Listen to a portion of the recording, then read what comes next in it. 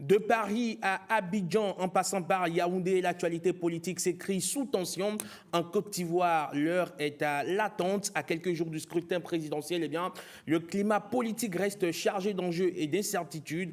Au Cameroun, la proclamation des résultats ravive les divisions. Paul Biya annoncé vainqueur, mais le Kantiroma conteste. Et puis en France, c'est un énorme séisme politique. L'ancien président Nicolas Sarkozy a été incarcéré. Il a passé sa première nuit en détention, une première dans l'histoire contemporaine du pays. Nous évoquons toutes ces actualités avec Hamzat Abdoulaye. Il est spécialiste de l'actualité internationale.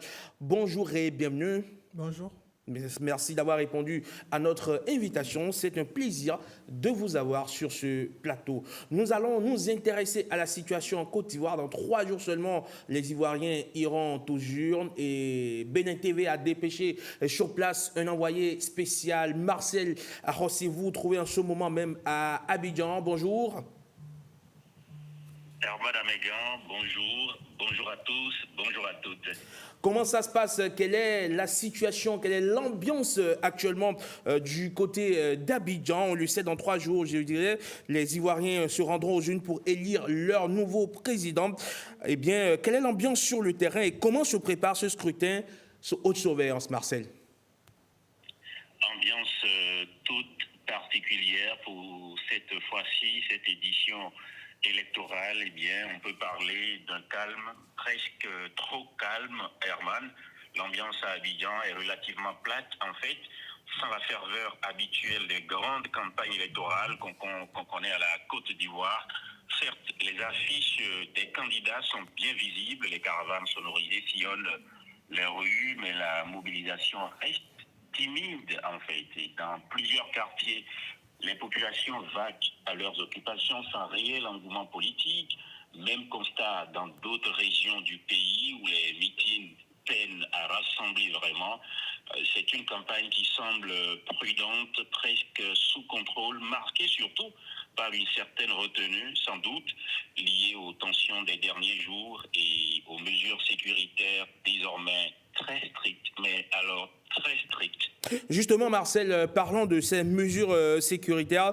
On a appris de nouvelles restrictions. Que faut-il retenir de tout ceci? En fait, Herman, les ministres de l'Intérieur et de la Défense ivoirienne, bien sûr, ont pris un arrêté conjoint publié vendredi soir seulement, interdisant donc tout rassemblement politique, sauf pour les partis officiellement engagés dans la présidentielle. C'est une décision qui fait suite aux violences observées la semaine dernière à Abidjan et à plusieurs incidents signalés à l'intérieur du pays.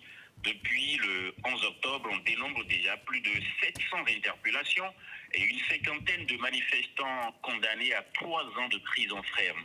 L'objectif affiché du gouvernement est clair ici, préserver l'ordre public à l'approche du vote, mais dans les faits, cette mesure restreint aussi l'expression politique de certaines franges de la société civile, ce qui nourrit quelques critiques dans les milieux des droits humains. Marcel, vous restez avec nous. On revient ici en plateau avec notre invité ici, Hamzat Abdoulaye. Justement, Hamzat, à quelques jours du scrutin, comment est-ce que vous qualifierez, vous pouvez qualifier, j'allais dire, le climat politique actuel en Côte d'Ivoire?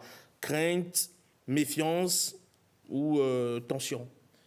Je dirais que c'est un climat chrysogène auquel on assiste en Côte d'Ivoire sous ces élections, justement à cause du contexte qui implique un 4e mandat d'Alassane Dramane Ouattara et qui matérialise aussi l'exclusion des ténors de l'opposition, en l'occurrence M. Tidiane Thiam et M.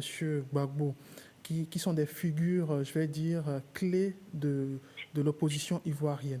Alors, je pense qu'à l'heure où nous parlons, il n'est plus question de les intégrer ou quoi que ce soit au sein de cette liste parce que c'est déjà une décision de justice dans un premier temps. Ensuite, cela a été acté par la Cour elle-même. Donc, je pense qu'à l'heure où nous parlons, il est beaucoup plus question de savoir est-ce que ces jeux électoraux vont se dérouler dans les meilleures conditions, à savoir dans un climat d'apaisement, dans un climat qui ne va pas susciter encore plus de tensions auxquelles on a eu à assister déjà ces derniers jours.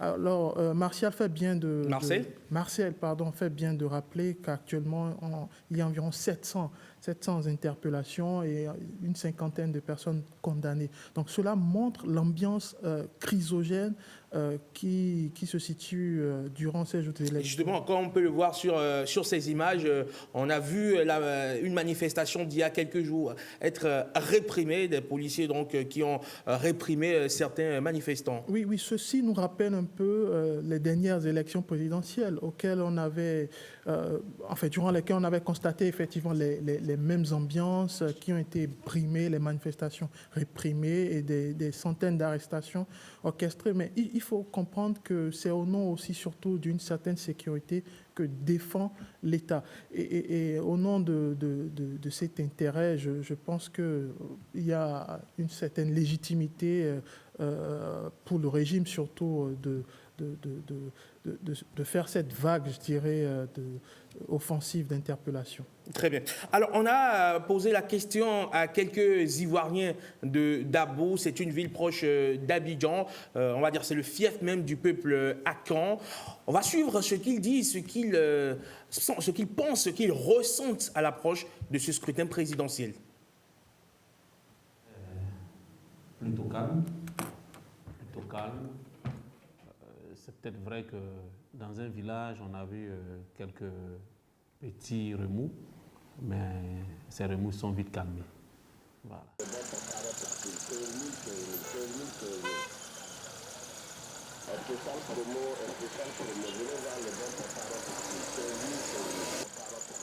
Non, vraiment, il y a eu des violences, mais ce n'est pas le souhait de quelqu'un, la violence. Donc, on ne pense pas que ça se reproduise, les violences, que Dieu nous éloigne de ça et que le pays roule et que le pays soit béni. Bon, je suis ivoirienne. Je dois voter dans mon pays pour que la paix règne, c'est tout. J'espère que les parents vont comprendre que ce n'est pas par là qui arrange les trucs. On fait doucement, c'est ça qui est bon. S'il y a l'attente, il n'y a rien de tel. C'est ce que je souhaite pour la Côte d'Ivoire. Comme je disais, l'atmosphère est un peu tendue au niveau de Dabou. On ne sent pas vraiment l'élection présidentielle approcher. Bon, effectivement, les gens ont peur de venir visiter à cause des élections qui se passent. Il faut que ça passe d'abord pour que les gens ont peur au fait de quitter très loin, venir visiter. Voilà, c'est ça au fait. Que présentement là, à part le mois passé, jusqu'à ce mois, pas de visiteurs. On ne reçoit pas du tout. Pour cette élection, la jeunesse souhaiterait qu'on va aux élections en paix, que tout le monde soit libre de parler ce qu'il pense. Parce que la Côte d'Ivoire, c'est pour nous tous.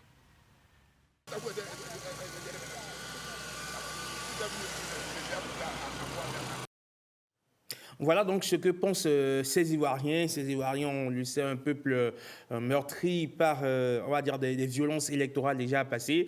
Et donc tout le monde s'accorde à dire désormais plus jamais ça en Côte d'Ivoire. Marcel Arrossi, sur le plan institutionnel, la CEDEAO, j'allais dire, reste très active. Quelle est la teneur de sa mission sur le terrain en ce moment ? Eh bien, Herman, la mission d'observation de la CEDEAO, dirigée par l'ancien vice-président de la République fédérale de Nigeria, le professeur Yemi Osinbajo, multiplie, lui, de son côté, les consultations. Elle a eu déjà rencontré un candidat à la présidentielle, notamment hier, Awa Domelo, une partie de la société civile, puis la commission électorale indépendante, CEI, en Côte d'Ivoire.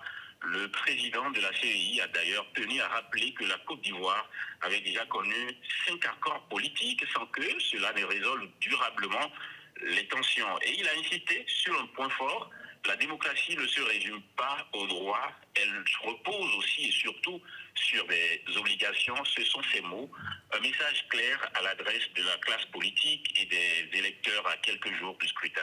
Et la mission Marcel s'est aussi rendue à la haute autorité de la communication audiovisuelle, la ACA.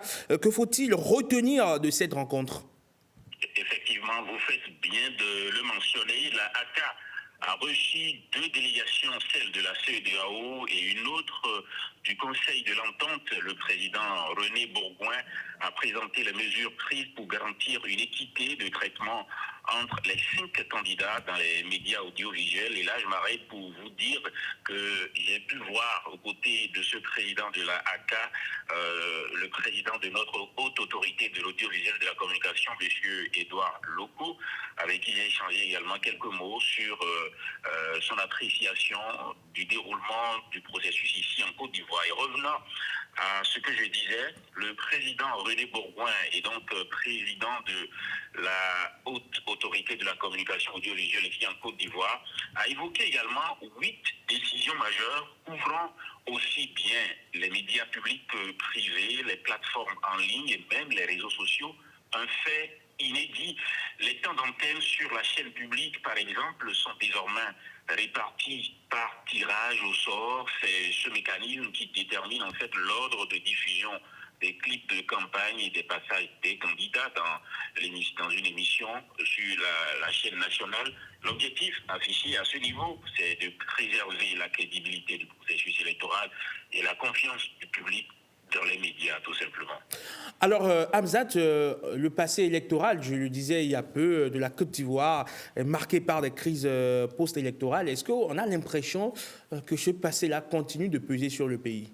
Absolument. Je pense que si on écoute les intervenants précédents, les Ivoiriens sur le terrain, il y a cette mémoire collective qui a marqué les Ivoiriens de part et d'autre. Et je pense qu'au nom justement de cette mémoire, il y a une sorte de maturité auquel le peuple ivoirien désormais a accédé. Et je trouve aussi dans le même sens qu'au nom de cette maturité, certains partis politiques, certains militants appellent à l'apaisement. Je pense que même si dans toutes les têtes, il y a surtout ce fantôme d'une crise électorale qui pèse, fondamentalement, il y a une sorte de maturité, en tout cas, qui pousse les Ivoiriens à se dire attention, il faudrait cultiver la paix et surtout le dialogue pendant cette fête électorale. Comment est-ce que vous évaluez la posture du pouvoir en place face à l'opposition et celle des institutions chargées de garantir la transparence du scrutin, notamment le Conseil constitutionnel, la cellule chargée donc d'organiser les élections, l'équivalent de la Sénat donc en Côte d'Ivoire? Comment est-ce que vous interprétez tout ceci? Il faut dire une chose, c'est que les institutions fonctionnent très bien en Côte d'Ivoire et c'est peut-être ça le plus grand avantage, contrairement aux années précédentes, c'est-à-dire vous avez les institutions dédiées à l'organisation du scrutin électoral qui fonctionnent très bien et qui ne souffrent pas d'insuffisance, pour l'instant en tout cas. Et je pense que c'est le plus gros avantage de la Côte d'Ivoire actuellement en ce qui concerne ces élections. La deuxième chose à ce niveau, je pense que les partis politiques, et je suis d'accord là-dessus, ont un rôle important pour que cela ne dégénère pas, important pour qu'on ne passe pas dans l'autre côté sombre de l'histoire auquel on avait déjà assisté il y a quelques années en Côte d'Ivoire. Et c'est là le point le plus important, c'est-à-dire les partis ont un devoir fondamental pour consolider la paix en Côte d'Ivoire. Bien sûr, aujourd'hui, la 4e candidature d'Alassane Dramane Ouattara, le 4e mandat, comme on le dit, je pense que ça a beaucoup fait couler d'encre et de salive, mais la maturité ivoirienne doit être au-dessus et les institutions jouent également ce rôle pérenne pour assurer la stabilité, surtout une continuité au niveau fonctionnel. Comment est-ce que vous appréciez la posture de l'opposition? On a vu Jean-Louis Billon... Je séquence l'opposition en deux parties. Il y a une opposition assez véhémente qui continue de s'exprimer sur les médias en disant non à un 4e mandat, en tapant sur tous les points. Mais il y a aussi une autre opposition, l'opposition qui participe à ces élections, qui veut d'une certaine façon battre Alassane Ouattara dans les urnes, mais ça risque d'être plus complexe parce que l'opposition n'a vraiment pas eu le temps pour s'unir autour d'un programme commun, pour s'unir autour d'un candidat commun. Et ça va jouer certainement durant ces élections. Et moi, je pense fondamentalement que l'opposition véhémente doit peut-être savoir raison garder au nom de l'intérêt général et justement pour que la Côte d'Ivoire ne bascule pas dans les travers sombres de son histoire. Alors Marcel Arrossi, à 3 jours du scrutin présidentiel, comment résumerait-on l'atmosphère globale et que peut-on attendre de la suite jusqu'au vote? Herman, je dirais que la Côte d'Ivoire vit un moment suspendu, une campagne sans ferveur, je l'avais dit, une capitale calme mais sous tension quand même, un dispositif sécuritaire renforcé et une diplomatie régionale en alerte. Tout se joue désormais dans le contrôle et la prudence à l'approche d'un scrutin qui, même sans effervescence visible, demeure très sensible. La vraie question, c'est de savoir si ce calme apparent tiendra jusqu'au jour du vote et au lendemain du scrutin. Les prochaines 72 heures seront décisives, mais très décisives. Ce que tout le monde souhaite ici, c'est que le jour du vote se déroule dans le calme et que la participation soit forte et que les résultats aussi provisoires, les résultats soient acceptés sans contestation majeure. La CEDEAO, de son côté, restera présente jusqu'à la proclamation des résultats pour veiller à ce que le choix des urnes soit respecté. Merci beaucoup à vous, Marcel Arrossi. On vous souhaite un très beau séjour sur les bords de la lagune Ébrié. On reviendra vers vous au besoin pour nous donner des informations de première main, observer tout ce que vous voyez autour de vous. Et j'espère, sans doute, je le suppose, que vous ferez le devoir de nous en parler ici sur Bonjour le Bénin, mais également à travers les éditions du journal télévisé. Les bords de la lagune Ébrié que vous aimez beaucoup, que vous appréciez tant. Merci très cher Herman, merci à toute la team de la matinale, toujours aussi dynamique et inspirante dès les premières heures du jour. Un clin d'œil spécial, particulier à notre réalisatrice, véritable chef d'orchestre de cette beau réveil en images. Hâte de vous retrouver très bientôt sur le plateau. Prenez soin de vous et continuez à mettre du soleil dans nos matins.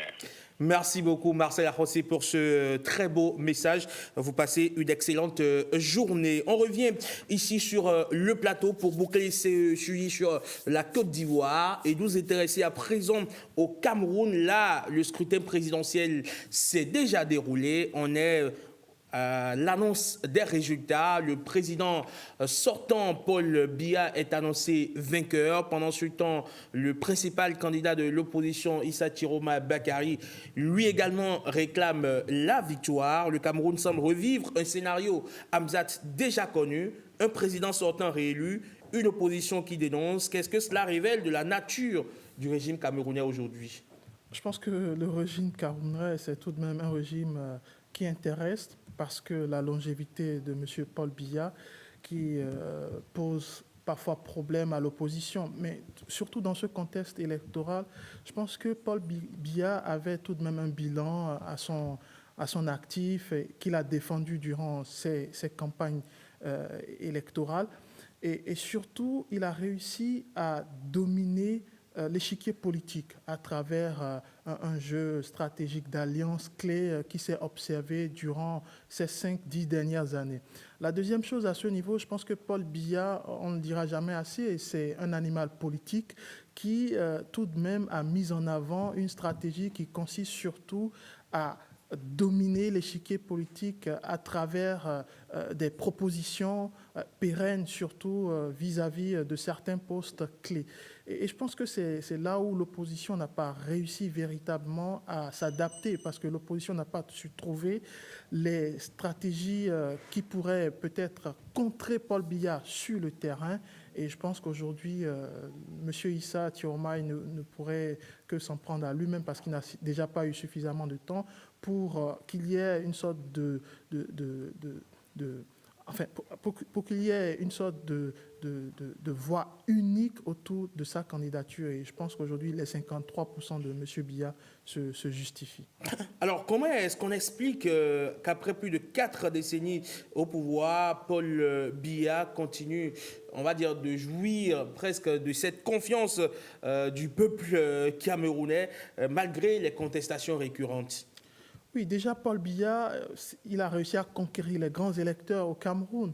Ensuite, c'est la personne clé qui a réussi surtout à régler les différends entre les conflits, durant les conflits régionaux qu'on a eu à situer à travers le temps. Donc, je pense fondamentalement que Paul Biya a à son actif des bilans positifs. C'est vrai que son âge pose problème, c'est vrai que son éternité aussi pose problème, mais aujourd'hui, la question est de savoir, est-ce qu'il y a véritablement une figure politique capable de fédérer tous les Camerounais, du nord au sud? Est-ce qu'il y a véritablement une figure clé au Cameroun capable d'assurer cette continuité du bilan de Paul Biya? C'est là la véritable difficulté. Bien sûr, la longévité pose problème. Bien sûr, l'alternance qui n'existe pas, parce qu'il faut être clair là-dessus. Quand vous prenez la tête des institutions au Cameroun, on se rapproche plus d'une gérontocratie que d'une démocratie. Donc oui, effectivement, il y a beaucoup de choses qui restent à faire, mais le contexte exceptionnel camerounais prouve une nouvelle fois que la continuité a un prix, que la stabilité a un prix, que fédérer les différentes tensions du nord au sud, d'ailleurs, la partie anglophone s'est calmée depuis maintenant plusieurs mois à cause justement de cette posture de Paul Biya capable de dominer les tensions et capable surtout de faire de meilleures propositions à des personnes belligérantes éventuellement, même s'ils émergent du domaine politique. Alors, selon plusieurs observateurs, le RDPC serait tombé à l'issue de ce scrutin, que tout ceci n'est que manœuvre pour, une fois encore, selon leurs propos, tripatouiller les résultats. Et c'est d'ailleurs la posture du camp Tiroma. Oui, je pense que nous sommes face aux mêmes accusations durant les élections présidentielles auxquelles on a déjà vu des figures fortes de l'opposition faire face au président Biya. Donc, c'est des accusations qui doivent être démontrées et je pense qu'il y a des institutions surtout en la matière qui sont capables d'analyser ces accusations, qui sont capables de dire est-ce que ces accusations sont fondées ou non. Et durant surtout ce jeu électoral, il est important de faire confiance aux institutions qui ont la légitimité et la légalité de se prononcer sur ce genre de choses. La deuxième chose, je pense que l'opposition est une opposition frustrée aussi. Je vous l'avais dit tantôt, l'opposition n'a pas eu le temps suffisant pour s'organiser autour d'une voie commune. C'est vrai qu'Issa Tiroma a émergé, mais son passé lui revient aussi à la figure. Il a fait ses classes politiques avec M. Biya, il a mangé, comme on le dit au Cameroun, dans la cuillère de la famille présidentielle. Et aujourd'hui, je pense que cela lui retombe à la figure. Mais bon, on parle d'ambition politique, on parle de projet politique. Moi, je pense que la proposition politique d'Issa Tiroma, fondamentalement, ne révèle pas quelque chose... Mais pourtant, le président Paul Biya, nouvellement élu, lui propose le poste de Premier ministre. C'est assez surprenant. Vous reconnaissez le stratège politique dont je parlais. Paul Biya, ce n'est pas qu'un chef d'État éternel. C'est aussi un stratège politique qui a réussi à dominer les grands électeurs. Je le soulignais dans mon introduction. C'est-à-dire, Paul Biya, ce n'est pas qu'un chef d'État, ce n'est pas que sa longévité, mais c'est aussi un stratège politique qui maîtrise les enjeux politiques au Cameroun. Et vous savez, le contexte a été marqué par des crises internes, par des crises et des rivalités régionales, mais surtout, tout ceci s'est estompé où on observe tout de même une sorte d'accalmie grâce à ce leadership de Paul Biya. La véritable question que je me pose, c'est que quand il sera extirpé de la machine, qu'est-ce qu'il restera de l'appareil politique au Cameroun? Qu'est-ce qu'il restera de l'appareil démocratique ou de l'appareil systémique au Cameroun? Je pense que c'est à cette question auquel peut-être les hommes politiques doivent pensée, c'est-à-dire à l'après-Biya, parce qu'on ne doit pas oublier qu'il est âgé, on ne doit pas oublier qu'à cet âge, tout peut vous lâcher, justement. Donc, on a déjà observé dans d'autres États africains des chefs d'État qui avaient une sorte d'éternité au pouvoir, mais une fois qu'ils ont quitté la machine, eh bien, c'était le désastre, le capharnaüm absolu qu'on a constaté. Donc, est-ce que les hommes politiques, est-ce que les institutions sont suffisamment prêtes pour faire face à l'éventualité d'une absence de Paul Biya dans les prochaines années? Faut-il voir en cette main tendue du président Biya ou du camp Biya une reconnaissance tacite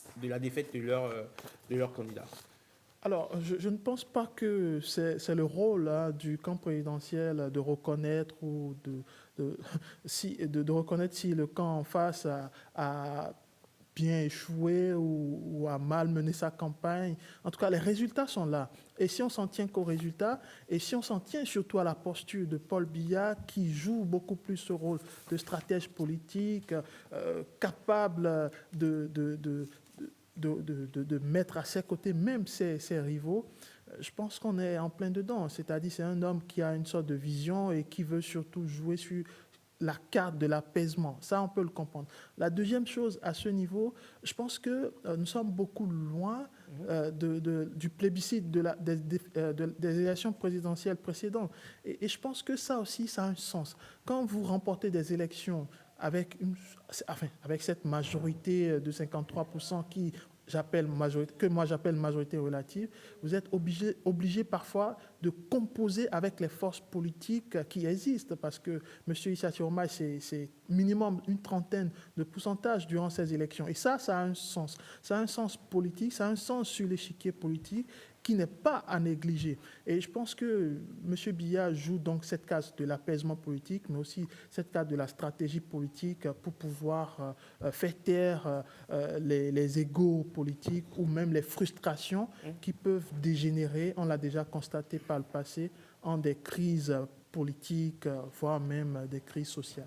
Hamzat, on prend la direction de l'Hexagone pour clore ces échanges où Nicolas Sarkozy a passé sa première nuit en détention, incarcération d'un ancien président français. C'est un fait inédit. Quelle lecture vous faites de cet événement sur le plan institutionnel et sur le plan symbolique?